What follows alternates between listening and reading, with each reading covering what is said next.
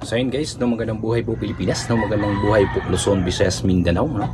Narito po, mayroon po tayong panunuring video po, no, na galing po sa 24 oras mga ka-showing.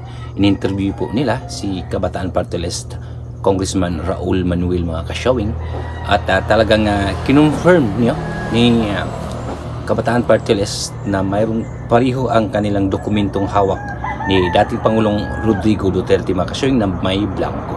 So narito po, panoorin po natin ito mga ka-showing. Isa pang kongresista ang nagpakita sa GMA Integrated News ng kopya ng BICAM report ng 2025 national budget na may mga blanco.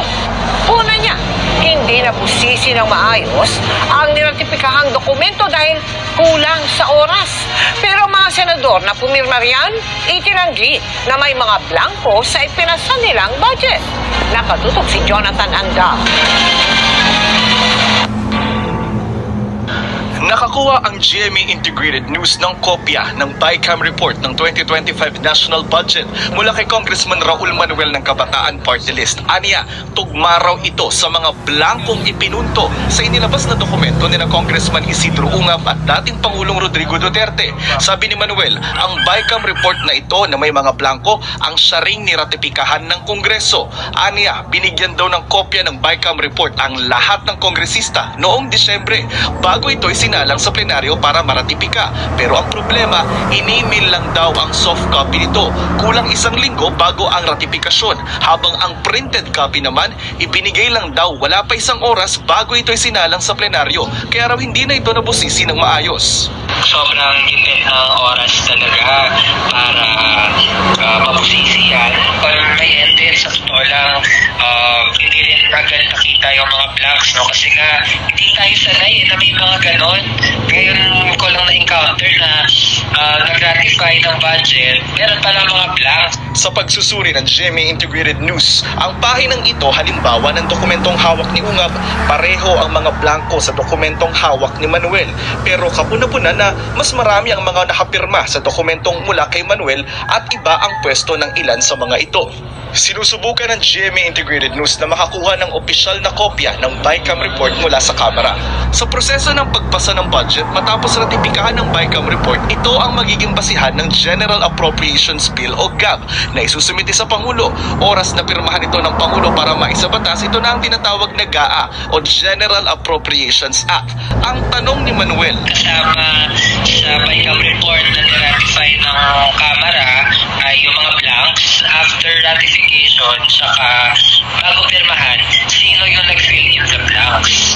So dapat may sumagot dyan at ang pwede lang makasagot ang mga bahagi ng BICAM saka yung Pangulo. Pati mismo ang kapatid ng Pangulo na si Senadora Amy Marcos sinabi noong Disyembre na hindi siya pumirma sa BICAM report dahil blankong papel daw ito. Sinisiguro ko sa taong bayan na hindi ako kailanman pumirma ng anumang papel hinggil sa budget ng 2025 o sa BICAM report na yan na nagsusulong na makibawas ng pera sa mga lehitimong proyekto. Paano ko naman pipirmahan ang blankong papel? Sinubukan ng media na kuna ng bagong komento kanina si Senator Amy pero tumakbo ito.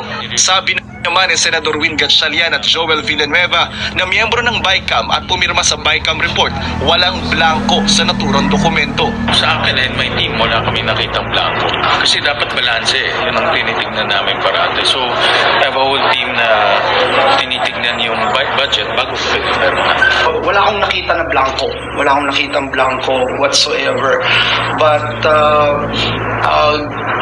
hindi ko rin sinasarado yung mga rumors na naririnig natin na may mga ilan na wala pang item. Ayaw naman magkomento ni Senate President Chiz Escudero at Senate Finance Committee Chair Grace Poe. Sa Kamara naman, wala pa rin komento sina Speaker Martin Romualdez at dating House Appropriations Committee Chair Zaldico. So yan mga ka-showing, sino nga ba ang pumirma ng blanco? Yan po ang ating abangan mga ka-showing, no?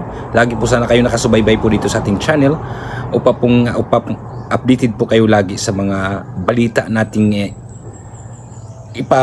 ipaparinig o ipapakita po sa inyo mga ka-showing. Sana'y nakasubscribe po kayo upang updated kayo lagi sa mga bago kong upload na video. So ayan mga ka-showing, maraming salamat po. Thank you for watching.